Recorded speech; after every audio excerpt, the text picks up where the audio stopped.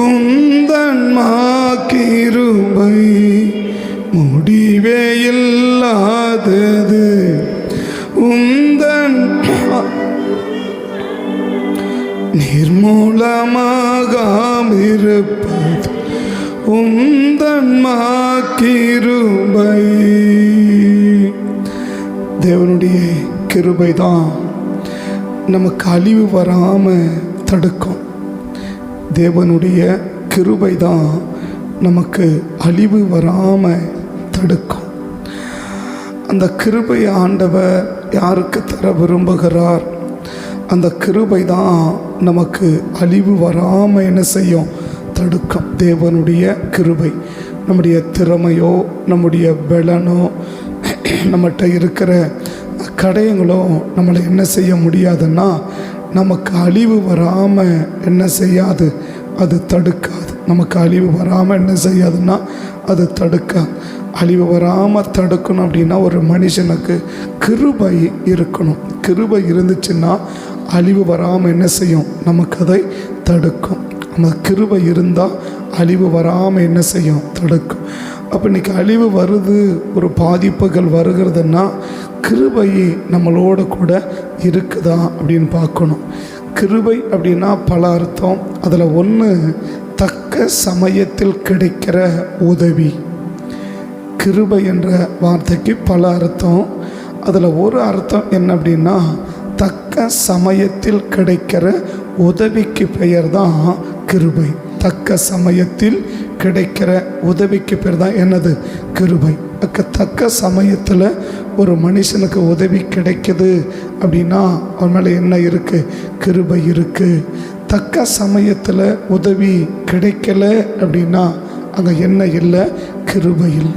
கிருபை இல்லை அப்படின்னா அந்த மனுஷனுக்கு எந்த நேரத்தில் என்ன உதவி கிடைக்க வேண்டுமோ அந்த உதவி என்ன செய்யாது? அவங்களுக்கு கிடைக்காது. எந்த நேரத்தில் என்ன ஹெல்ப் கிடைக்கணுமோ அந்த உதவி என்ன செய்யாது? கிடைக்காது. யாருக்கு? கிருபையை யார் இழக்கிறாங்களோ, இல்லை கிருபையை யாரை விட்டு கர்த்தர் எடுக்கிறாரோ, இல்லை கிருபையை விட்டு யார் விலகிறாங்களோ, கிருபை இல்லைன்னா ஏற்ற நேரத்தில் தக்க சமயத்தில் அந்த மனுஷனுக்கு என்ன கிடைக்காது? உதவி கிடைக்காது. அப்போ உதவி கிடைச்சா என்ன அர்த்தம்? கர்த்தருடைய கிருபை அவங்களுக்கு மேலே இருக்குது. தக்க சமயத்தில் கிடைக்கிற உதவி. இந்த கிருபையை கர்த்தர் யாருக்கு தர விரும்புகிறார்? இந்த கிருபை எப்போது விளக்கப்படும்? இந்த கிருபை விளக்கப்படும் போது என்ன சம்பவிக்கும்? இந்த 3 ஸ்டெப்பில் நாம் இதை கவனிக்கணும். கிருபைனா என்ன? தக்க சமயத்தில் ஒரு மனுஷனுக்கு கிடைக்கிற உதவி. தக்க சமயத்தில் அப்படின்னா ஒரு ஆபத்தான நேரம், ஒரு இக்கட்டான நேரம், ஒரு நெருக்கடியான சூழ்நிலை, அவசியமான நேரம், அவசரமான நேரம், அந்த நேரங்களில் ஒரு மனுஷனுக்கு உதவி தேவைப்படும். எல்லா நேரங்களிலும் எல்லா மனுஷனுக்கும் உதவிகள் தேவைப்படும். உதவிகள் இல்லாமல், மனுஷ உதவி இல்லாமல் யாருமே என்ன செய்ய முடியாதுன்னா இந்த பூமியில் உயிர் வாழ முடியாது. மனுஷனுடைய உதவி. அதனால தான் ஜெபிக்கும் போது 2 காரியத்தை ஜெபிக்கும். தேவனுடைய கிருபை, மனுஷனுடைய தயவு. ஜெபிக்கும் போது ஒரு குழந்தைகளுக்கு, ஒரு ஆளுக்கு ஜெபிக்கும் போது என்ன தேவைப்படணும்?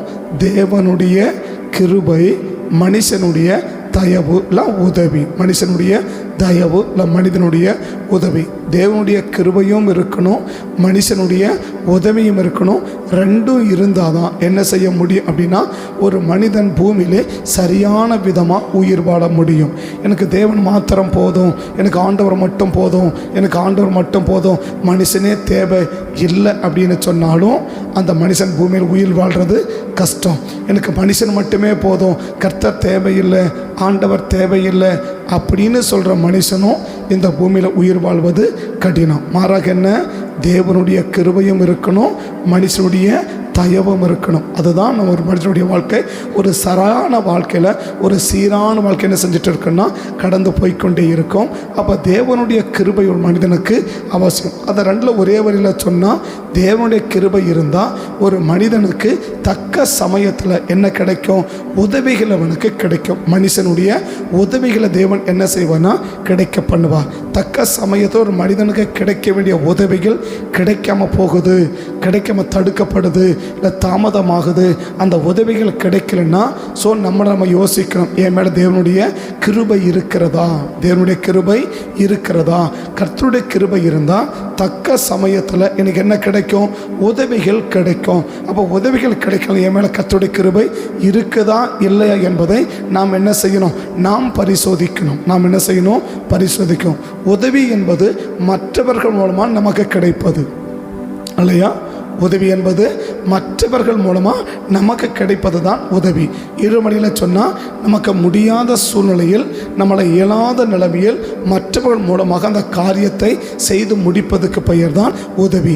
அந்த உதவி தக்க சமயத்தில் ஒவ்வொரு நாளும் ஒவ்வொரு மனிதனுக்கும் ஒவ்வொரு காரியத்திலும் கிடைத்து கொண்டே இருக்க வேண்டும். அப்படி கிடைத்து கொண்டே இருந்தால் அவங்க மேலே என்ன இருக்குது?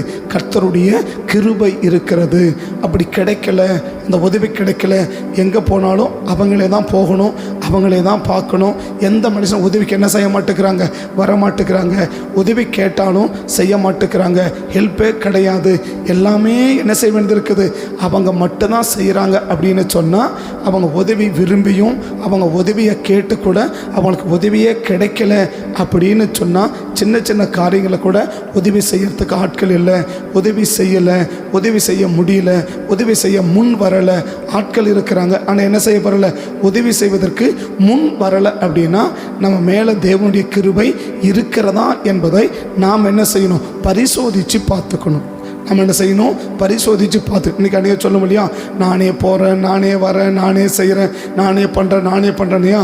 ஏன் நானே பண்ணுறேன் ஏன் சொல்கிறோம் அப்படின்னா, என் மேலே கிருபை இருந்தால் எனக்கு தேவையான இடத்துல தேவையான உதவிகளை தேவன் என்ன செய்வார்? எனக்கு வாய்க்க பண்ணி கொடுப்பார். எனக்கு என்ன செய்வார்? வாய்க்க பண்ணி கொடுப்பார். இப்போ ஆண்டவராக இயேசு மேலே தேவனுடைய கிருபை இருக்குதா? அவரே கிருபை, ஆனால் அவர் மேலே கர்த்தர் அளவில்லாத அவர் மேலே கிருபை என்ன செஞ்சாராம்? வச்சிருக்கிறேன் பைபிள் சொல்லுது. தேவனுடைய கிருபை யார் மேலே இருக்குது? ஆண்டவராகிய இயேசப்பா மேலே இருக்குது இல்லையா? அந்த பிள்ளை தேவ கிருபையிலும் மனுஷ தெய்விலும் அதிகமாய் வளர்ந்து பெருகினது என்று லூக்கா 1 அதிகாரத்திலே நம்ம மூக்கா 2 அதிகாரத்திலே வாசிக்கிறோம். அந்த பிள்ளை தேவ கிருபையிலும் மனுஷ தெய்விலும் அதிகமாய் என்ன செஞ்சிச்சு?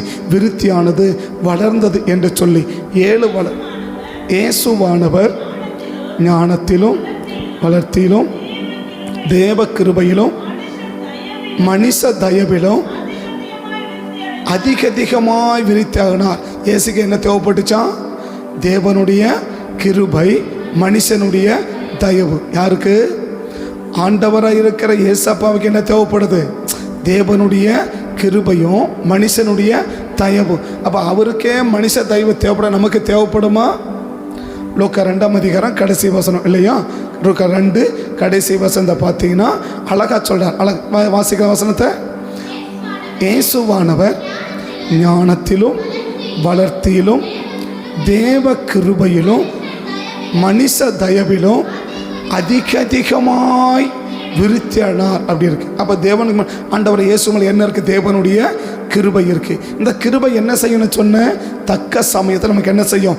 உதவி செய்யும். இப்போ ஆண்டவர் இயேசு பெத்தானியாவிலேருந்து எருசலேமுக்கு போகணும். அவருக்கு என்ன தேவைப்படுது? ஒரு கழுதை தேவைப்படுது இல்லையா? உடனே சீசர் சொன்னாங்க, இப்போ அந்த என்ன செய்யுங்க? அந்த கழுதையை கொண்டு வாங்க. அங்கே என்ன செய்ய? போய் கேட்டுட்டு கொண்டு வாங்கன்னு சொல்லலை. என்ன செய்கிறாங்க? போய் அந்த கழுதையை அவருங்க கேட்டாங்கன்னா சொல்லுங்கள், கேட்கல என்ன பண்ணுங்க? கொண்டுட்டு வாங்க. போகிறதுக்கு ஆல்ரெடியாக இருந்தாங்களா? அவங்க கழுதையை கேட்கல. பட் ஏதோ ஒரு வேலையை, ஏன்னா ஆண்டவராக இயேசு ஒரு காரியத்தை சொன்னால் அவருக்கு உதவி செய்வதற்கு ஆற்றல் என்னவா இருக்கிறாங்க? ஆயத்தமாக இருக்கிறாங்க இல்லையா? புரியுது என்ன சொல்கிறது? அப்போ இயேசு என்ன செய்கிறாரு? அப்போ ஒரு ஹெல்ப் தேவைப்படுது, ஒரு உதவி தேவைப்படுது. மார்க் 11 அதிகாரத்தில் முதல்ல கொஞ்சம் பார்த்தீங்கன்னா ரொம்ப நல்லாயிருக்கும். அவர்கள் எருசலேமுக்கு சமீபமாய் சேர்ந்து ஒலிவ மலைக்கு அருகான வந்தபோது அவர் தம்முடைய சீசரில் 2 பேரை நோக்கி, உங்களுக்கு எதிரே இருக்கிற கிராமத்துக்கு போங்கள். அதில் பிரவேசித்த உடனே மனுஷர் ஒருவரும் எருக்காலும் ஏறியிராத ஒரு காண்பீர்கள், அதை அவிழ்த்து கொண்டு வாங்கள் என்றார் என்று கேட்டான். இது ஆண்டவருக்கு வேணும்னு சொல்லுங்கன்றாங்க. உடனே அவர்கள் போனாங்க இல்லையா? இல்லை, அவர்கள் போய் அது பண்ணுறது. அப்போ அவங்க போயிட்டாங்க, கழுதையை கொண்டு வராங்க, இயேசு ஏறி போகிறார். இப்போ நான் சொல்ல வருது என்னன்னு சொன்னால், இப்போ தேவனுக்கு உதவி கேட்டால் செய்வதுக்கு ஆற்றல் என்னவா இருக்கிறாங்க? ஆண்டவர் ஒரு உதவியை கேட்டால் செய்வதுக்கு என்ன இருக்கிறாங்க? ஆயத்தமாக இருக்கிறாங்க. ஏன் அப்படின்னா தேவனுடைய கிருபை அவருக்கு மேலே இருக்குது. அப்போ கர்த்தருடைய கிருபை நமக்கு மேலே இருந்துச்சுன்னா மனுஷ உதவி நமக்கு கிடைக்க கர்த்தர் கிருபை செய்வார். மனுஷனுடைய உதவி எனக்கு கிடைக்கல, எல்லாமே நான் தான் செஞ்சுட்டு இருக்கிறேன், எனக்கு உதவி செய்வதற்கு யாருமே முன் வரலை, நான் கேட்டால் கூட என்ன செய்ய மாட்டேங்கிறாங்க? உதவி செய்ய மாட்டேங்கிறாங்க, யாருமே ஹெல்ப் இல்லை, நானே தான் செய்கிறேன், நானே தான் போகிறத நானே, வர்றதை நானே, உட்கார்றத நானே, எழுறத நானே, எல்லாம் நானே அப்படின்னு சொன்னீங்கன்னா தயவு செய்து உங்களுக்கு மேலே தேவனுடைய கிருபை இருக்குதான்னு பார்த்துக்கோங்க. தேவனுடைய கிருபை இருக்குதான்னு பார்த்துக்கோங்க. தேவ கிருபை இருந்தால் நீங்கள் கேட்குற உதவி உங்களுக்கு என்ன செய்யும்? தடையில்லாமல் தக்க சமயத்தில் கிடைக்கும். தக்க சமயத்தில் நீங்கள் கேட்குற உதவி கிடைக்கும். நாம் கேட்குற உதவி தக்க சமயத்தில், தக்க சமயம் அர்த்தம் அதுக்கு முன்னாடியும் இல்லை அதுக்கு பின்னாடியும் இல்லை, சரியான நேரத்துக்கு அந்த உதவி என்ன செய்யணும்? கிடைக்கணும். கிடைக்கிற உதவி முன்னாடி கிடைச்சாலும் வேஸ்ட்டு, கிடைக்கிற உதவி காலங்கிறது கிடைச்சாலும் வேஸ்ட்டு. இந்த கழுதை ஒரு நாளைக்கு முன்னாடி கிடைச்சது என்ன இருக்கும்?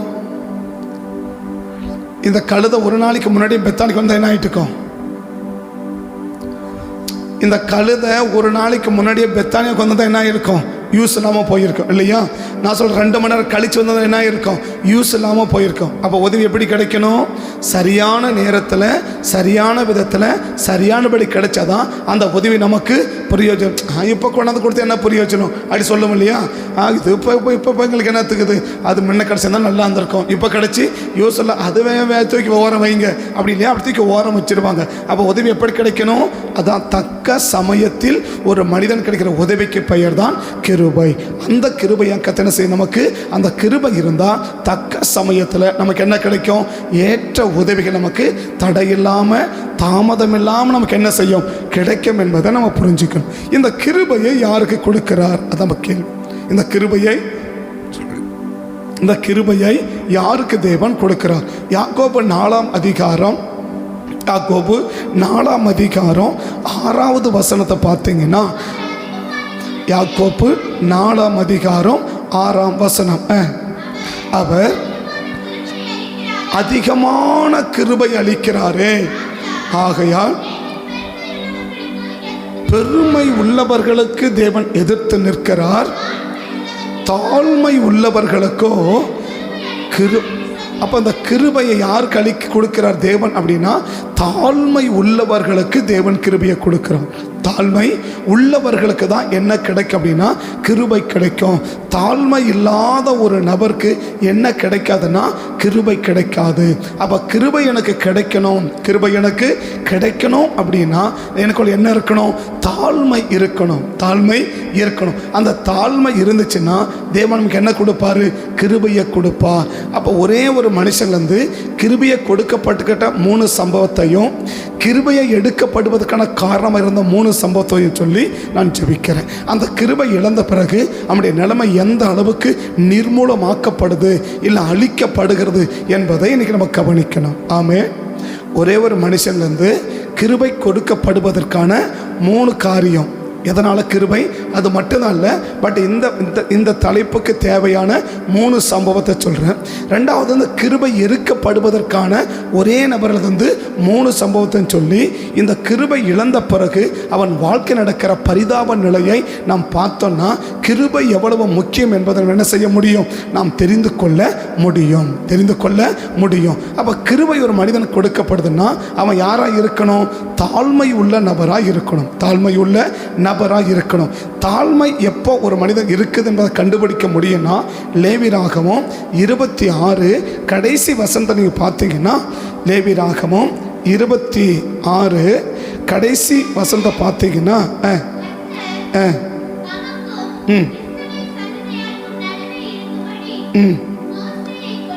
26 கடைசியா அவர்கள் எனக்கு எதிர்த்து நடந்தபடியால் நானும் அவர்களுக்கு எடுத்து நடந்து 41 26 41 அவர்கள் எனக்கு எதிர்த்து நடந்து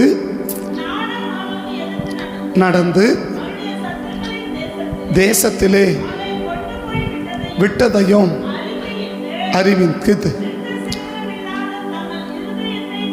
தாழ்த்தி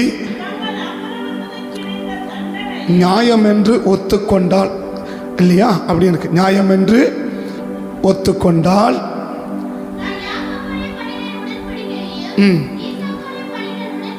உடன்படிக்கையும் நினைத்தென்றார். அப்போ ஒரு கருத்து என்ன அப்படின்னா, ஏற்றுக்கொள்ளுகிற மனப்பக்குவமை தாழ்மையின் அடையாளம். ஏற்றுக்கொள்ளுகிற மனப்பக்குவம், ஏற்றுக்கொள்ளுகிற மனப்பான்மை தாழ்மையின் அடையாளம். எனக்குள்ள ஒரு தாழ்மை இருக்குதுன்னா எனக்குள்ள என்ன இருக்கணும்? ஏற்றுக்கொள்ளுகிற மனப்பான்மை. இவர் என்ன சொல்றாரு?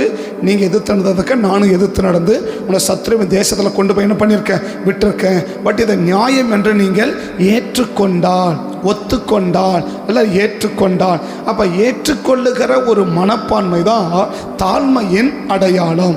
அப்ப யாருக்கொள்ளலாம் ஏற்றுக்கொள்ளக்கூடிய மனப்பான்மை? சொல்லுகிறதை செய்கிறதை ஏற்றுக்கொள்ளுகிற மனப்பான்மை இருக்குமானால் அவர்களுக்குள்ள என்ன இருக்கிறது? தாழ்மை இருக்கிறது என்பதை புரிஞ்சுக்கலாம். அவன் தாழ்மைகளை எப்படி காட்டுறது?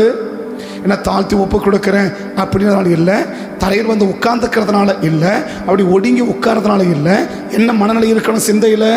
ஒருவர் சொல்லுகிறதை ஏற்றுக்கொள்ளுகிற மனநிலை, ஒருவர் செய்கிறதை ஏற்றுக்கொள்ளுகிற மனநிலை. இப்போ என்ன சொல்றாரு?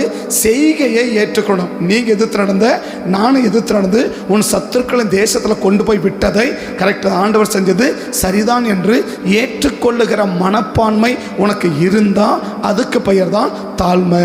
இன்னைக்கு நம்ம அநேகருடைய ஜெபம் என்ன அப்படின்னா, ஆண்டவர் கூட அப்படி தான் செய்கிறாரு, நான் கரெக்டாக தான் இருக்கிறேன், நான் சரியாக தான் பண்ணுறேன், ஆண்டவர் கூட எனக்கு என்ன செய்யலை, சரியான காரியத்தை செய்யலை அப்படின்னா இது பெருமையின் அடையாளம். எது? நான் சரியாக இருக்கிறேன், ஆண்டவர் தான் சரியில்லை, நான் கரெக்டாக தான் என்ன பண்ணுறேன், செயல்படுறேன், ஆண்டவர் எனக்கு சரியாக செய்யலை அப்படி என்பது பெருமையின் அடையாளம். நான் எங்கேயோ மிஸ்டேக் பண்ணியிருக்கிறேன், எங்கேயோ நான் தப்பு பண்ணியிருக்கிறேன், அதனால தான் இந்த பாதிப்பை தேவன் எனக்கு அனுமதிக்கிறார் என்று ஏற்றுக்கொள்ளுகிற மனப்பான்மை இருந்தால் அதுக்கு பெயர் தான் தாழ்மை. இந்த ஏற்றுக்கொள்ளுகிற மனப்பான்மை, ஏற்றுக்கொள்கிற ரெண்டு, ஒன்று என்ன? செய்கையை ஏற்றுக்கொள்ளுவது, மற்றொன்று சொல்லுவதை ஏற்றுக்கொள்ளுவது. ஏற்றுக்கொள்வதில் ரெண்டு இருக்கு. ஒன்று என்ன? ஒருவர் செய்கிற செய்கையை நாம் ஏற்றுக்கொள்வது, மற்றொன்று என்ன? ஒருவர் சொல்லும் சொல்லை நாம் ஏற்றுக்கொள்வது. இது ரெண்டும் ஏற்றுக்கொள்ளுவதின் மனப்பான்மை. இது ரெண்டுல இன்னைக்கு நான் சொல்றது சொல்லுவதை ஏற்றுக்கொள்ளுவது, சொல்லுவதை ஏற்றுக்கொள்ளுவது. சொல்லுகிற வார்த்தையை ஏற்றுக்கொள்கிற மனப்பக்குவம் இருந்தால் நமக்கு நிச்சயமா தேவன் என்ன கொடுப்பாருன்னா கிருபைகளை நமக்கு தேவன் கொடுப்பார். ஏன்னா இது தாழ்மையின் அடையாளம், தாழ்மையின் அடையாளம். அவர்களுக்கு தேவன் கிருபையை தேவன் கொடுப்பார். பட் இந்த கிருபை எப்போ எடுப்பார்? இந்த தாழ்மை என்னைக்கு நம்மை விட்டு வெளியே போதோ அன்னைக்கு கிருபை நம்மளை விட்டு விலகி போயிடும் என்பதை நம்ம புரிஞ்சுக்கணும். அப்ப கிருபையை கொடுப்பதற்கு என்ன தேவை? தாழ்மை. இந்த தாழ்மை சவுலுக்குள்ள இருந்தது. இதே இந்த சவுலுக்குள்ள தான் முதல் 3 பகுதியை சொல்றேன். சவுலுக்கு பண்ணி வர்ற பின்னாடி 3 பகுதி, ஏற்றுக்கொள்ளக்கூடிய 3 பகுதி, ஏற்றுக்கொள்ளாத போகிற 3 பகுதி. இந்த 3 பகுதியின் முடிவில் கிருபை விளக்கப்படுகிறதையும் அவருடைய பரிதாப நிலைமையும் ஒரு முடிவு தெரிஞ்சிருக்கலாம். ஆனால் கிருபை கொடுக்கப்படுவதற்கான 3 சம்பவம், கிருபை கொடுக்கப்படுவதற்கான 3 சம்பவம். கிருபை யாருக்கு கொடுக்கப்படும்? தாழ்மை உள்ளவர்களுக்கு கிருபை கொடுக்கப்படும் இல்லையா? கிருபை இருந்தால் என்ன கிடைக்கும்? தக்க சமயத்தில் எனக்கு உதவி கிடைக்கும். அப்போ உதவி கிடைச்ச என்ன அர்த்தம்? கிருபை என் மேலே இருக்குது. உதவி கிடைக்கல என்ன அர்த்தம்? கிருபை என்னை விட்டு போயிடுச்சு, இல்லை கிருபையை விட்டு நான் விலகிட்டேன், இல்லை கர்த்தர் கிருபை என்னை விட்டு எடுத்துட்டார் என்பதை நம்ம புரிஞ்சுக்கலாம். சரியா? அப்போ கிருபை கொடுக்கப்படனா தாழ்மை என்ன செய்யணும்? இருக்கணும். தாழ்மையின் அடையாளம் என்ன? ஏற்றுக்கொள்ளுவை, ஏற்றுக்கொள்ளுதல். ஏற்றுக்கொள்ளுதல் ரெண்டு, ஒன்று என்ன?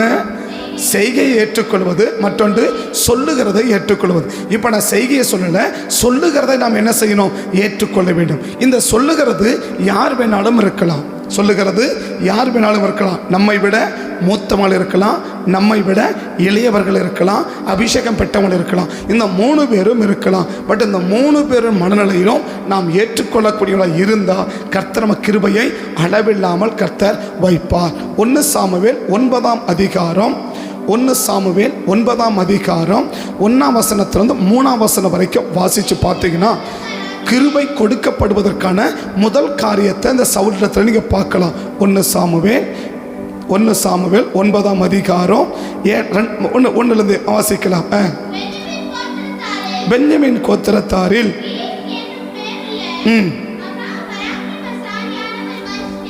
பராக்கிரமசாலியான மனுஷன் ஒருவன் இருந்தான்.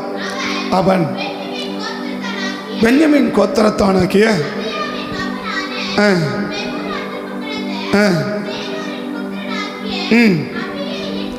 குமாரன்,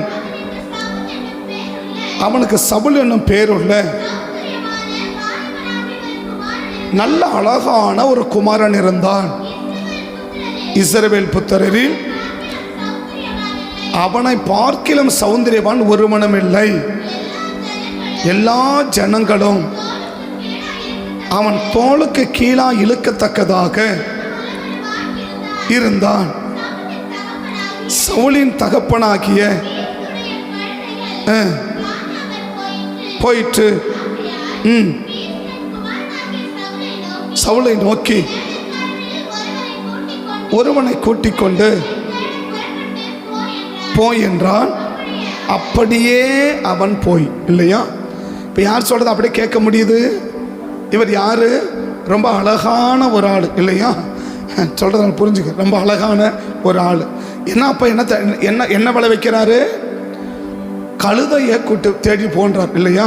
இன்னைக்கு நம்ம பிள்ளைங்க கேட்டால் கட்டப்பைய கையில் கொடுங்க பார்க்கலாம். நம்ம பிள்ளைங்க கிட்ட கட்டப்பைய கையில் கொடுங்க. வேற ஒன்றும் வேண்டாம். கழுதையை கையில் கொடுக்க வேண்டாம், மாடை கையில் கொடுக்க வேண்டாம். எதை கையில் கொடுங்க? ஒரு இந்த பைய கையில் கொடுக்கல. எந்த பிள்ளையானாலும் கட்டப்பைய தூக்குச்சேனாக்க உனக்கு 100 ரூபாய் கொடுத்துட்றேன். என்ன நினைக்கிறதுங்க பிள்ளைங்க என்ன நினைக்கிறதுங்க? நான் போய் கட்டப்பை தூக்குறதா? நான் போய் கட்டப்பை தூக்குறதா? இல்லையா? நான் போய் மஞ்சப்பை தூக்குறதா? அது எப்படிப்பட்ட பேக் வேணும்? அது சின்ன பேக்கா இருக்கணும். இல்லையா? அது எங்க நிக்கணும்? இல்ல முதுகுல மேல கழுத்தில் நிக்க கூடாது. கீழே என்ன செய்யணும்? இடுப்புக்கு கீழே தொங்கணும். எது? பேக். கழுத்தில் கூட தொங்கக்கூடாது. பேக் எங்கே தொங்கணும்? இடுப்புக்கு கீழே தொங்குச்சுன்னா தான் அந்த மாதிரி பேக்கை பண்ணி ஸ்டைலாக கையில் ஒரு செல்ஃபோன் கொடுத்தீங்கன்னா அப்படியே எடுத்துன்னு பிள்ளைங்க போகும். இது ஜாலி. கட்டப்பைய கொடுங்க பார்க்கலாம். இஸ்ரவேல் தேசத்திலே அழகானவன் யாரு? சவுல். ரொம்ப அழகானவன். இல்லையா? ஹைட்டானவன் யாரு? சவுல். அப்பா கூட வேலை சொல்றான். என்ன வேலை சொன்னாரு? ஒட்டகத்தை தேடி போச்சிருந்தா பரவாயில்ல, யுத்த குதிரையை தேடி போன்னு சொன்னா பரவாயில்ல, எதை தேடி போ?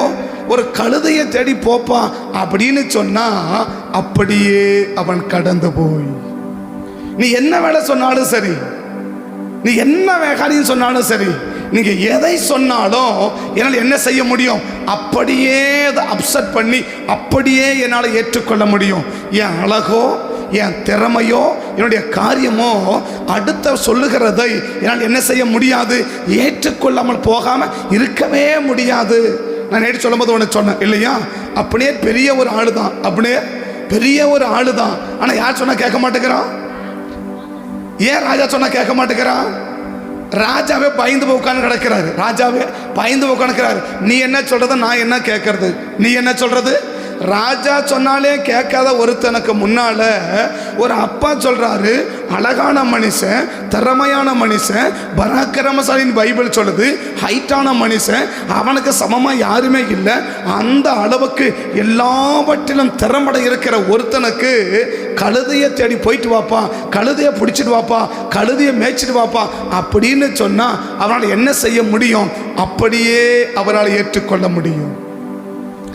அப்படியே அவரால் ஏற்றுக்கொள்ள முடியும். அப்படியே ஏற்றுக்கொள்ள முடியும்னா இன்னைக்கு எவ்வளோ பேருக்கு நம்மை விட மூத்த மூத்தவர்கள் நமக்கு சொல்லுகிறதை மறுப்பு தெரிவிக்காம அப்படியே ஏற்றுக்கொள்வதற்கு மனப்பக்கம் உள்ளவர்கள் யார் என்று சொன்னா, இது யாரால தான் முடியும்? யாருக்குள்ள தாழ்மை இருக்குதோ அவங்களால தான் முடியும். தாழ்மை யாருக்குள்ள இருக்குதோ அவங்களால தான் அது முடியுமே தவிர இது எல்லாராலையும் முடியாது. இது எல்லாராலையும் முடியாது. அப்ப சவுலுக்குள்ள என்னத்தை பார்க்கிறார்? அப்ப அப்பாவுக்கு ஒரு நம்பிக்கை இருக்கு. என்னது? இவங்கிட்ட சொல்லிட்டோம்னா இவன் என்ன செஞ்சு முடிச்சிடுவான், இவன் அப்படியே அதை செஞ்சிடுவான், இவங்கிட்ட சொல்லிட்டோம்னா அப்படியே அதை பண்ணிடுவான், இவங்கிட்ட சொன்னா போதும் ஓகே அப்படியே சொல்லிடுவான். ஸோ ஹைட்டான மகன், அழகான மகன், அங்க ஊர்ல வேலைக்காரன் இருக்கிறான். இப்ப வேலைக்காரன் அனுப்ப முடியுமா? வேலைக்காரன் கழுத மேய்க்கிறவங்கள யாருக்கு? அந்த வீட்டில் இருக்கிற வேலைக்காரனுக்கு இல்லையா? இப்போ ஆடு மாடு மேய்க்கிற வேலை யாருக்கு? வீட்டில் நம்ம மட்டும்தான் நம்ம மேய்க்கலாம். ஒருவேளை அதுக்குன்னு ஆட்கள் வச்சிருந்தா அவங்க தானே மேய்க்கணும். அப்போ அவங்க செய்கிற வேலையை அவங்கள அனுப்பலாம். ஆனால் அப்பா சொல்றாரு, அவன் இல்லை, இவன் நான் சொல்லிட்டான். இவன் என்ன செய்வான்? நான் சொல்லிட்டா அதுக்கு மறுப்பு தெரிவிக்கவே மாட்டான்னு சவுலை குறித்து ஒரு ஆணித்தரமான எண்ணம் யாருக்கு இருக்குதுன்னா, சாரி சவுலுக்கு யாருக்கு? அவங்க அப்பாவுக்கு இருக்குது. இன்னைக்கு நம்மை விட மூத்தவர்கள் நமக்கு சொல்லுகிற வார்த்தையை அப்படியே ஏற்றுக்கொள்வதற்கான மனசு இருக்கா? என்ன சொன்னாலும் சரி, நீங்க சொல்றது அப்படி அவ்வளவுதான், அதுக்கு மறுப்பே கிடையாது. நீங்க சொன்னாங்க ஓகே அவ்வளவுதான், நீங்க சொல்லிடுங்க அவ்வளவுதான், நீங்க சொல்லிடுங்க அவ்வளவுதான், அதுக்கு என்ன செய்ய மாட்டேன், அது மறுப்பே தெரிவிக்க மாட்டேன். அது எவ்வளவு கஷ்டமா இருந்தாலும் சரி, அது எவ்வளவு ரிஸ்க் எடுக்கிறதாலும் சரி, அது எந்த காரியமா இருந்தாலும் சரி, என்னால் என்ன செய்ய முடியாது, அதுக்கு மறுப்பு தெரிவிக்கவே முடியாது. நீங்க சொல்லுகிறதை நான் அப்படியே நான் செய்வேன்ற அந்த மனநிலை யாருக்கு இருக்குன்னா, தாழ்மை உள்ளவர்களுக்கு இருக்கும். நம்பர் 2, இப்ப சொன்னது யாரு? அப்பா இல்லையா? அவரை விட மூத்தவர். இப்போ போனாங்க, 3 நாள் போனாங்க, கழுதை தேடினாங்க, கழுதை என்ன செய்யல, கிடைக்கல. இப்போ 4ஆவது நாள் கழுதை காலியாகி போச்சு. சரி, நம்ம அப்பாவுக்கு என்ன செய்ய போறாரு? கழுதை மேலே இருக்கிற கவலை போய் நம்ம மேலே கவலை வந்திருப்பான், நம்ம என்ன செய்யலாம், நம்ம வீட்டுக்கு போகலான்னு சொல்லும்போது 10வது வசனத்திலிருந்து அவனுக்கு ஒரு அறிவுரை சொல்லப்படுகிறது. 10வது வசனத்திலிருந்து அவனுக்கு ஒரு அறிவுரை சொல்லப்படுகிறது. என்ன சொல்லப்படுகிறது?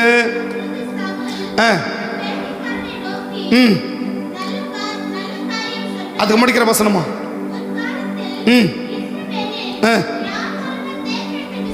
அதுக்கு முடிக்கிற வசனம் சேர்த்து நம்ம வீட்டு வேலை, அதுக்கு முடிக்கிற வசனமா?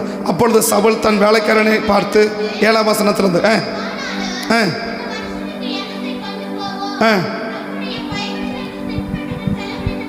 அதுக்கு முடிக்கிற வசனம்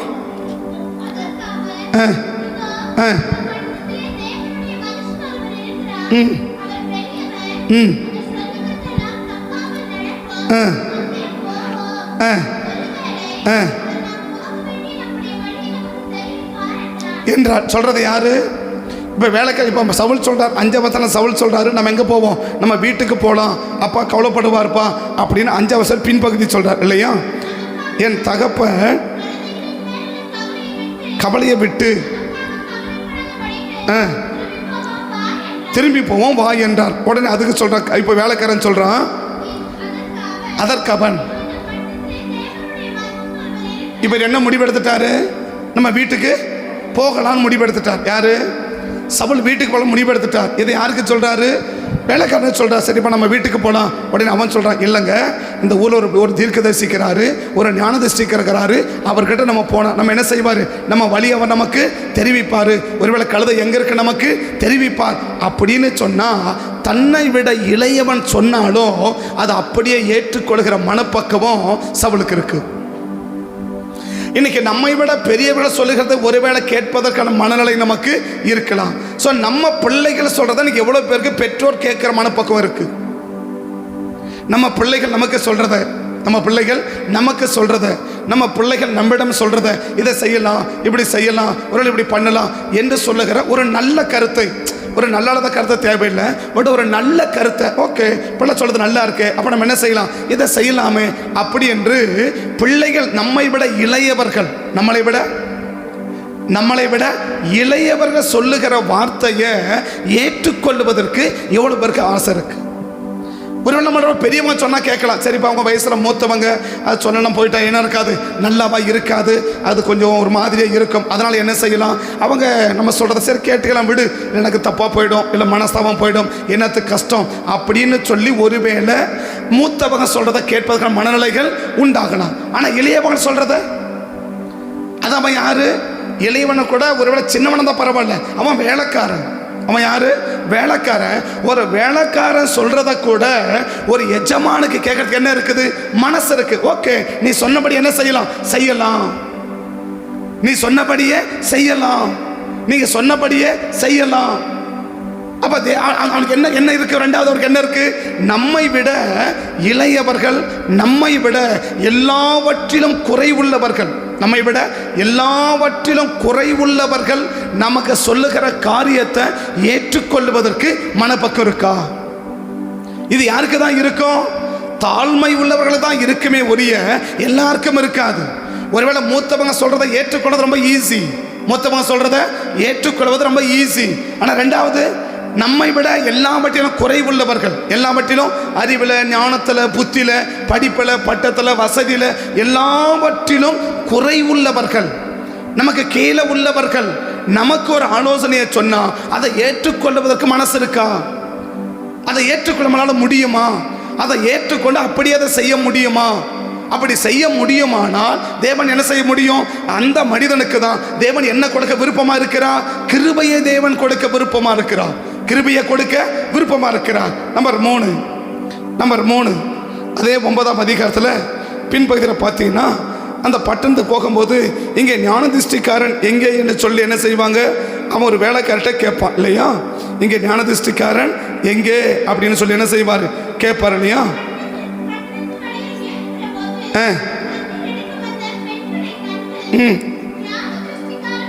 எத்தனை வசனம்? 11 சொல்ல வாசிக்க. 9:11. அவர்கள் ஏறுகிற போது யாரை கண்டு? தண்ணீர் எடுக்க வந்த பெண்களை கண்டு, ஞான திருஷ்டிக்காரன் இங்கே இருக்கிறாரா என்று அவர்களை கேட்டார்கள். அதற்கு அவர்கள், இருக்கிறார், சீக்கிரமா என்ன செய்யுங்க, சீக்கிரமா போங்கன்றாங்க. சீக்கிரமா போங்க. இன்னைக்கு அவர் என்ன செய்யறாரு?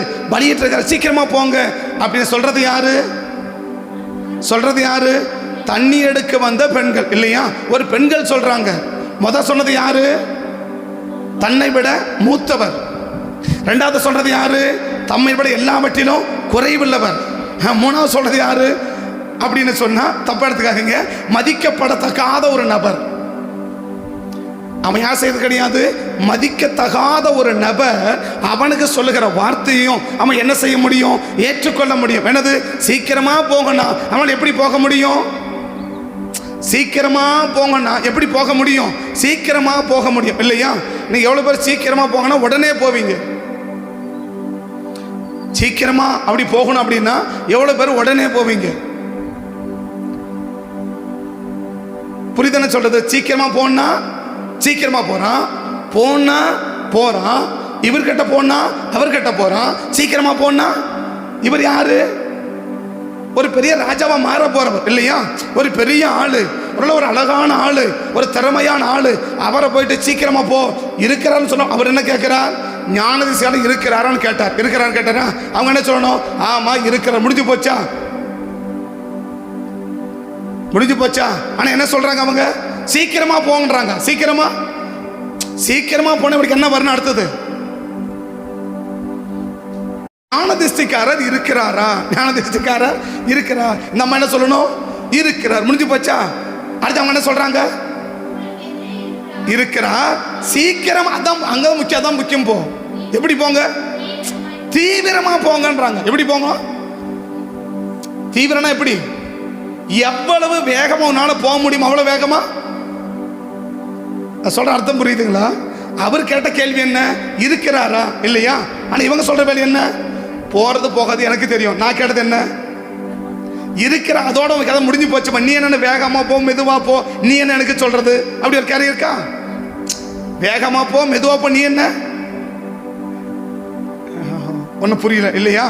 இப்போ வண்டிக்கு பின்னாடி உட்காந்து ஆப்ரேட் பண்ணுவாங்க பார்த்தீங்களா? அவங்கள சொல்ல சரியா? வண்டிக்கு பின்னாடி உட்காந்துப்பாங்க இல்லையா? ஸ்பீட் பிரேக் வருது. ஸ்பீட் பிரேக் எங்கேருந்து? பின்னாடி இதுன்னு முன்னாடி ஸ்பீட் பிரேக்கர்னா என்ன சொல்லுவீங்க? ஓட்டுறது நீங்கள், வீட்டுக்காக உட்காந்து பின்னாடி என்ன இருக்குது, ஸ்பீட் பிரேக்கர் இருக்கு, மெதுவாக போ அப்படின்னு என்ன சொல்லுவீங்க? ஓகே சரி அப்படி சொல்லுவீங்களா? என்ன சொல்லுவீங்க? ஓட்டுறது நானா நீயா? பின்னாடி உட்காந்து கம்முன்னு உட்காந்துமா, சும்மா முன்னாடி போ, வேகமாக போ, மெதுவாக போ, ஸ்பீட் பிரேக்கர் இருக்குது, பள்ளம் இருக்குது, ரைட்டில் போ, லெஃப்டில் போ, இதெல்லாம் எனக்கு. இப்போ என்ன மனப்பக்குவம் சவுலுக்கு இருக்குன்னா, அவர் கேட்ட கேள்வி என்ன? இருக்கிறாரா இல்லையா? அவ்வளோதான், முடிஞ்சிச்சு.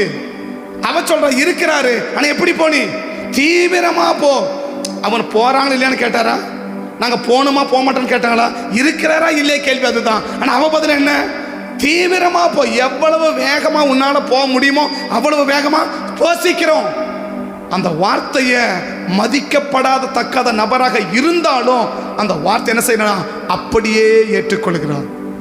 இன்னைக்கு ஒருவேளை மதிக்கத்தக்க நபர்கள் சொன்னா ஏற்றுக்கொள்ள மனப்பக்குவம் நமக்கு, மதிக்கப்படாத நபர்களாக இருந்தாலும் அந்த நபர்கள் சொல்லுகிற வார்த்தையையும் ஏற்றுக்கொள்கிற அவரை தான் அடுத்த வசனம் கர்த்தர் சொல்றாரு. அடுத்த வசனம் கீழே பார்க்கலாம் 16 வசனம் 16. சவுலை பார்த்து ஆண்டவர் சொல்லுவார் 15 வசனத்திலிருந்து, சவுல் வர ஒரு நாளைக்கு முன்னமே சாமுவேலின் காதுகள் கேட்க, நாளை இந்நேரம் பென்யமீன் நாட்டானாகிய அனுப்புவே. இப்ப என்ன வருது அவன் மேலதான்? இப்ப தேவன் என்ன பார்த்தாரு? இந்த சவுல் கட்ட தேவன் என்ன பார்த்தா? ஒரு தாழ்மையை பார்த்தார். என்ன தாழ்மை? பெரியவங்க சொன்னாலும் கேட்கிறான், சின்னவன் சொன்னாலும் கேட்கிறான், மதிக்கப்படாதவன் சொன்னாலும் அவன் என்ன செய்ய முடியும்? அவனால கேட்க முடியும். யாரால? இதெல்லாம் புரியுது நான் சொல்றது?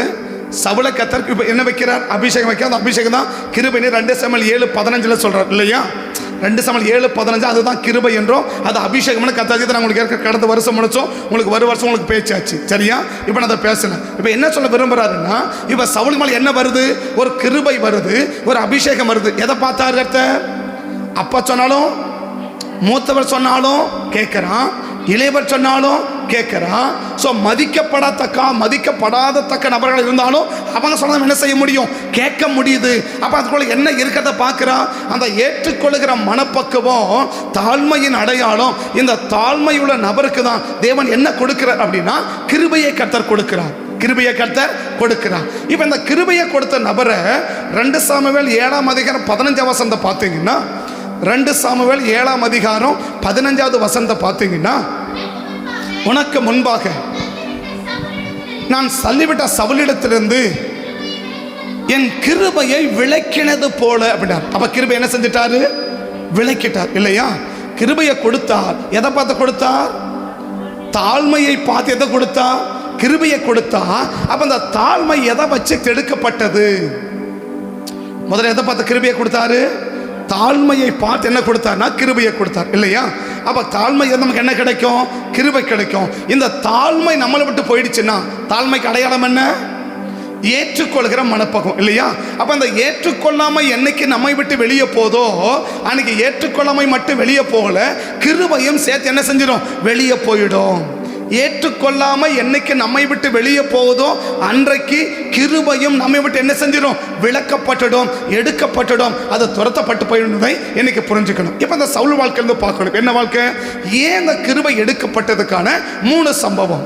கிருபை எடுக்கப்பட்டதற்கான 3 சம்பவம். 1 சாமுவேல் 15 அதிகாரம். அந்த அதிகாரம் முழுசும் நீங்க பார்த்தீங்கன்னா, அந்த அதிகாரம் முழுசும் ஒரு மூத்தவர் வந்து சொல்றார். மூத்தவர் யாரு? அபிஷேகத்தை கிருபை பெற்றவர், அபிஷேகம் பெற்றவர், தன்னை ராஜாவாக அபிஷேகம் பண்ணின ஒரு மனுஷன் வந்து சொல்றார். என்ன சொல்றா? நீ செய்ததை தவறுன்னு என்ன செஞ்சுக்கோ? ஒற்றுக்கொள்ளுப்பா. நீ செஞ்சது தப்புன்னு என்ன செஞ்சிரு? ஒத்துக்கொள்ளுப்பா அப்படின்னு சொன்னா சவுலால என்ன செய்ய முடியாதுன்னா, அந்த ஏற்றுக்கொள்கிற மனப்பக்குவம் சவுலை விட்டு விலகி போய்விட்டதை 1 சாமுவேல் 15 அதிகாரத்திலே நாம் கவனிக்க முடியும். 1 சாமுவேல் 15 அதிகாரம் 13 அதிகாரத்தில் பல காரணங்களை நம்ம சொல்லியிருந்தாலும் 15 அதிகாரத்தில் எந்த ஒரு காரணமுமே இல்லாமல் எந்த ஒரு காரணமே இல்லாம சொல்லுகிறதை ஏற்றுக்கொள்ளாமை, அந்த ஏற்றுக்கொள்கிற மனப்பக்குவம் அவரை விட்டு விலகி போய்விட்டதை நாம் எதில் பார்க்க முடியும் அப்படின்னா, 12 வசனத்திலிருந்து நீங்க கடைசி வசனம் வரைக்குமே நீங்க என்ன செய்யலாம்? நீங்க பார்க்கலாம். 12வது வசனத்திலிருந்து கடைசி வசனம் வரைக்குமே நீங்கள் என்ன செஞ்சு பார்க்கலாம், நீங்கள் பார்க்கலாம். அதில் 25 வசனம் 26வது வசனத்தை நீங்கள் பார்த்தீங்கன்னா அங்கே சொல்கிற அந்த 25 26 பார்த்தீங்கன்னா, இப்போதும்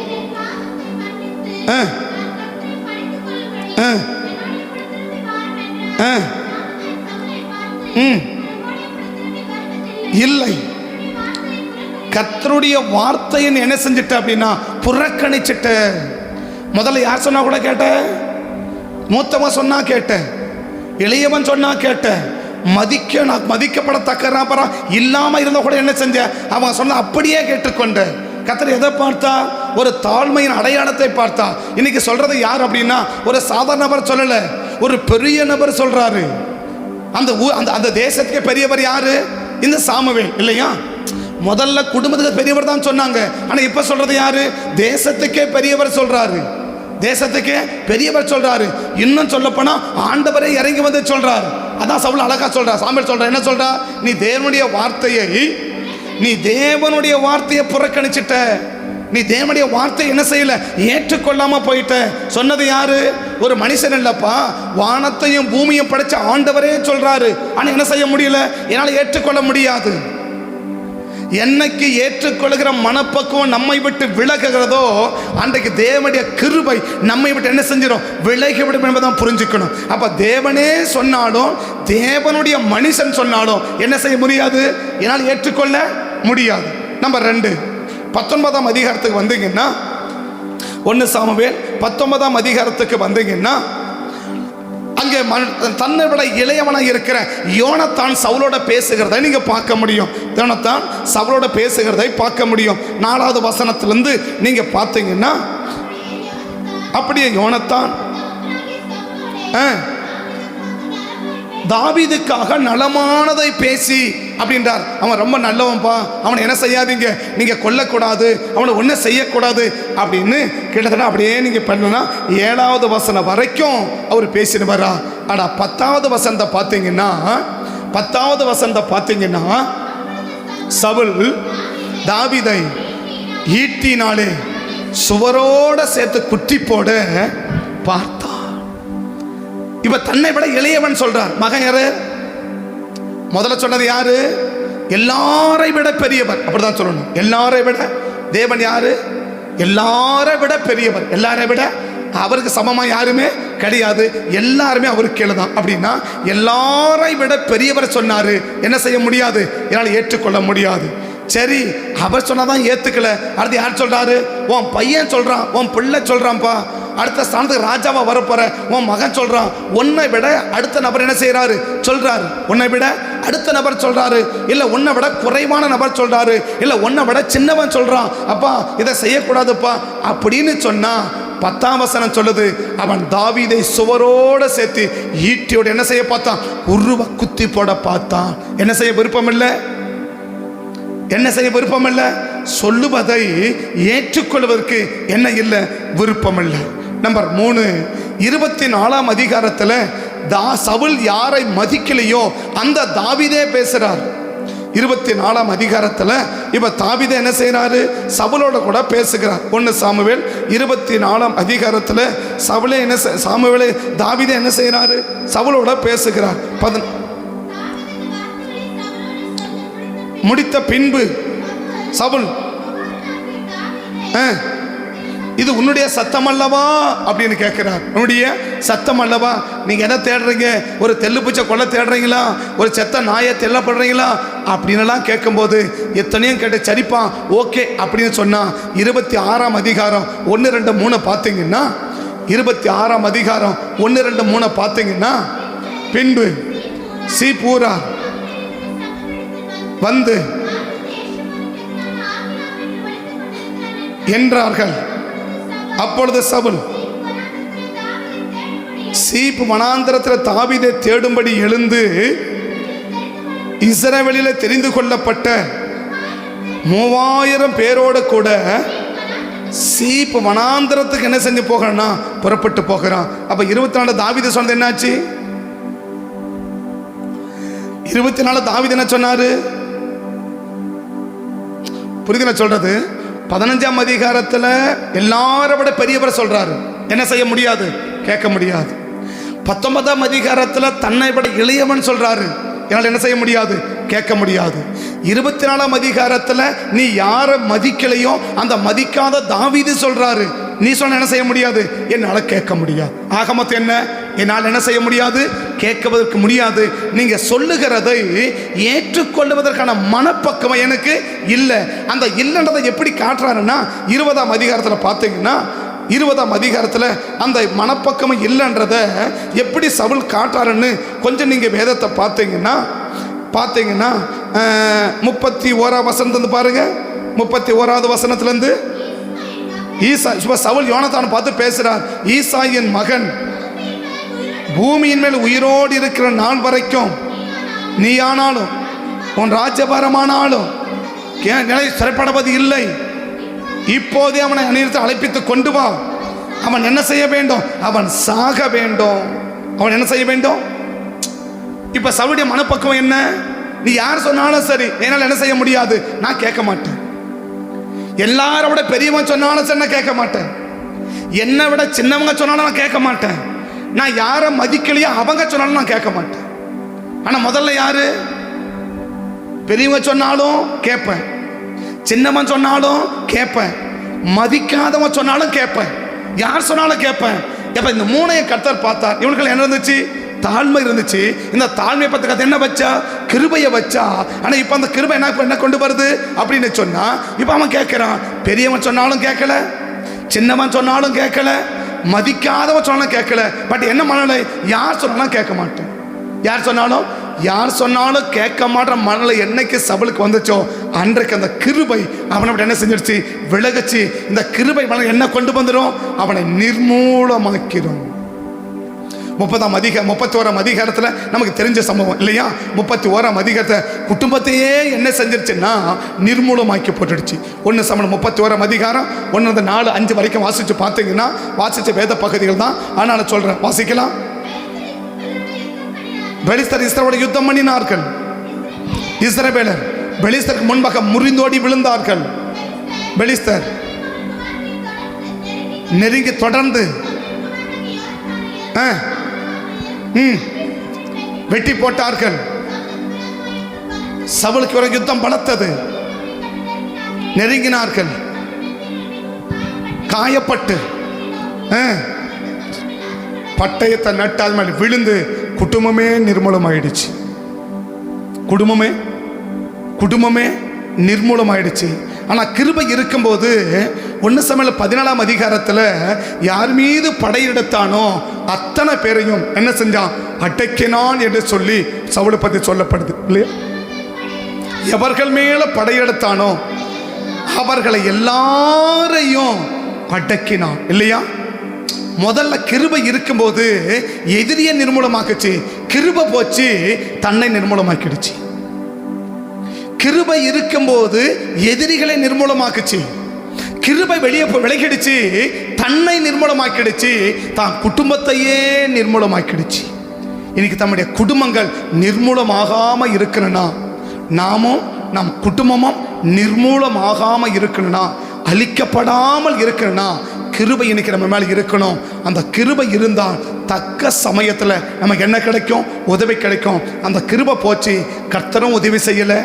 ஸோ மற்ற எந்த தீர்க்கதரிசியும் உதவி செய்யலை, சொப்பனமும் அவனுக்கு உதவி செய்யலை, ஊரின் தும்மியும் கூட என்ன செய்யலை, உதவி செய்யலை.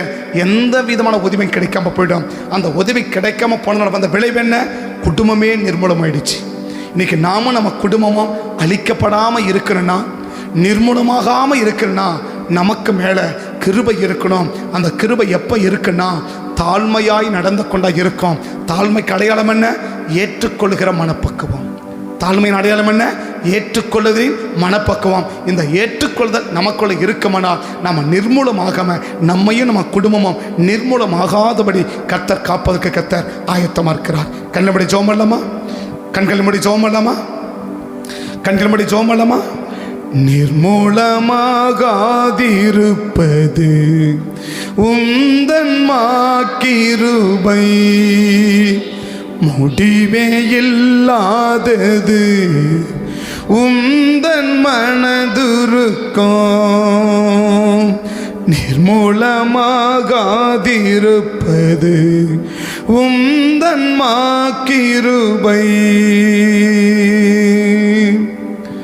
கிருபைதான் நம்மையும் நம்ம குடும்பத்தையும் அழிக்காம காக்கும். நம்ம மேல கர்த்தர் வைக்கிற கிருபைதான் நம்மையும் நம்ம குடும்பத்தையும் அழிக்காம காக்கும். இந்த கிருபை யாருக்கு மேல இருக்குதோ அவர்களுக்கு தக்க சமயத்தில் கர்த்தர் உதவி செய்வார். எந்த நேரத்துக்கு உனக்கு என்ன உதவி தேவையோ அந்த உதவியை கர்த்தரே இறங்கி செய்ய வைப்பார். கர்த்தரே இறங்கி செய்ய வைப்பார். அதுதான் கிருபை நம்ம மேல இருப்பதற்கான சிறந்த அடையாளம். என் மேல கிருபை இருக்குன்னா எனக்கு என்ன உதவி தேவையோ அந்த உதவியை நான் கேட்டோ நான் கேட்காமலையோ எனக்கு செய்வதற்கு ஆட்கள் கர்த்தர் எழுப்பி கொடுப்பார். கர்த்தர் எழுப்பி வச்சிருப்பார். அதுதான் கிருபை என் மேல இருப்பதற்கான சிறந்த அடையாளம்.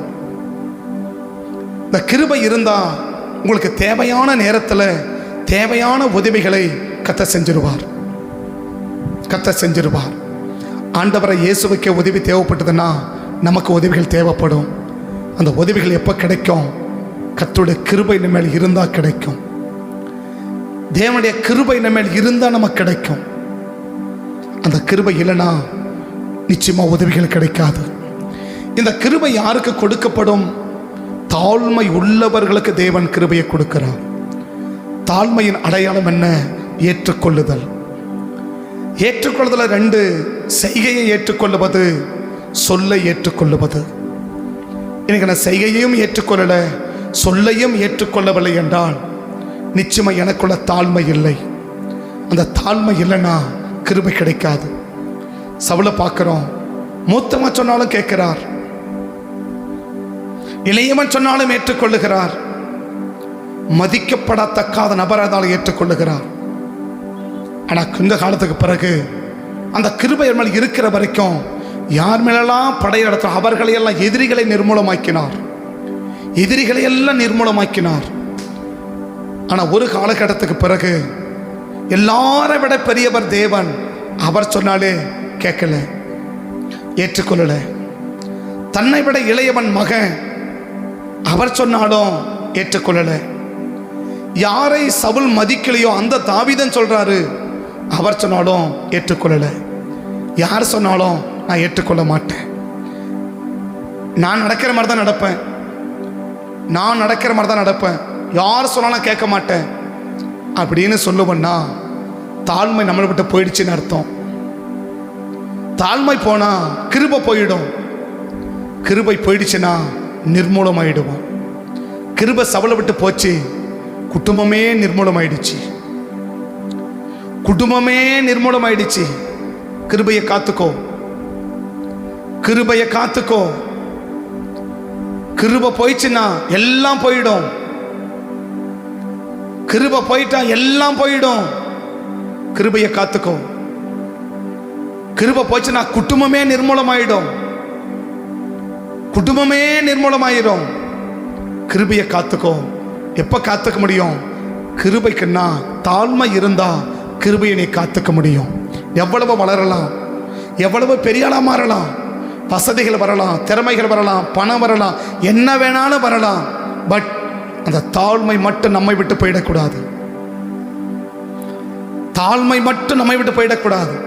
அதனால எல்லாவற்றையும் ஏற்றுக்கொள்ள நான் சொல்லவில்லை. ஏற்றுக்கொள்ள வேண்டிய நல்ல காரியத்தை ஏற்றுக்கொள்ளுங்கள். ஏற்றுக்கொள்ள வேண்டிய நல்ல விஷயத்தை ஏற்றுக்கொள்ளணும். நல்ல காரியத்தை ஏற்றுக்கொள்ளணும். நம் ஆசீர்வாதத்துக்கு, நம்முடைய நன்மைக்கு, நம்முடைய பிரயோஜனத்துக்கு, நமக்காக சொல்லப்படுகிற நமக்கு நன்மையை கொண்டு வரக்கூடிய, நன்மையை தரக்கூடியவர்களை நம்ம மனப்பூர்வமாக ஏற்றுக்கொள்ளணும். அது தாழ்மையின் அடையாளம். நல்லதாவே இருந்தா கூட நான் ஏற்றுக்க மாட்டேன்னு சொன்னா அது பெருமையின் அடையாளம். பெருமையின் அடையாளம். அந்த பெருமை என்ன செய்யும்? தாழ்மையை உன்னை விட்டு விளக்கும். தாழ்மை போச்சுன்னா கிருபை போயிடும். கிருபை போயிட்டா குடும்பமே நிர்மூலமாயிடும். கிருபை போயிடுச்சுன்னா குடும்பமே நிர்மூலமாயிடும். நீங்க குடும்பமே நிர்மூலமாகாம இருக்கணும்னா கிருபையை காத்துக்கோ. பரிசுத்த பிதாவே, இந்த காலை வேளைகளை அர்ப்பணிக்கிறோம். கிருபை தான் எங்கள் குடும்பத்தை நிர்மூலமாகாமல் காக்குன்னா அந்த கிருபைகளுக்கு தாங்கப்பா. இந்த கிருபைகளுக்கு தருணுன்னா நான் தாழ்மையாக இருக்கணும்னா எனக்கு யார் சொன்னாலும் நல்ல காரியத்தை யார் சொன்னாலும் நான் ஏற்றுக்காண்டவரேன். பெரியவங்க சொன்னாலும் சரி, சின்னவங்க சொன்னாலும் சரி, நான் யாரை மதிக்கலையோ அவங்க சொன்னால் கூட சரி, நான் கேட்குவேன், நான் ஏற்றுக்கொள்ளுவேன்.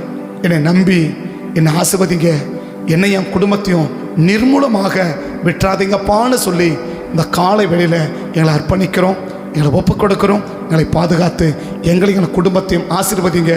எங்களை எங்கள் குடும்பத்தையும் நிர்மூலமாக்க விட்டுறாதீங்க சாமி, நிர்மூலமாக்க விட்டுறாதீங்க. தேவ கர்த்தரை ஒப்புக் கொடுக்கிற இந்த நாள் முழுவதும் கர்த்தர் பாதுகாத்து அர்ப்பணிக்கிற ஒவ்வொரு பிள்ளைகளையும் குடும்பங்களையும் கர்த்தர் நீங்கள் நிர்மூலமாகாதபடி நீர் பாதுகாக்க வேண்டும் என்று சமூகத்தை நோக்கி பார்த்து ஜெபிக்கிறேன். தேவ கர்த்தரை அர்ப்பணிக்கிறோம், ஒப்புக் கொடுக்கிறோம். நடத்தும் ஆளுகை செய்யும் இந்த நாள் முழுவதும் உங்கள் பாதுகாப்பின் கரம் எங்கள் கூட இருந்து உலகத்தினால பிசாசினால மனுஷர்களால் நாங்கள் எங்கள் குடும்பமும் நிர்மூலமாகாதபடிக்கு அந்த சபையாரும் நிர்மூலமாகாதபடிக்கு எங்களை காத்துக்கோங்கப்பா. கத்தை காத்துக்கொள்வதற்காய் நன்றி. இயேசுவின் நாமத்தில் ஜெபிக்கிறோம் நல்ல பிதாவே, ஆமே. என் ஆத்துமாவை கர்த்தரை ஸ்தோத்திரி, என் முழுமே பரிசுத்த நாமத்தை ஸ்தோத்திரி. என் ஆத்துமாவை கர்த்தரை ஸ்தோத்திரி, கர்த்தர் செய்த சகல உபகாரங்களையும் மறவாதே. ஆமே, ஆமே. கர்த்தர் ஆசீர்வதிப்பான். ஸ்தோத்திரம், ஸ்தோத்திரம்.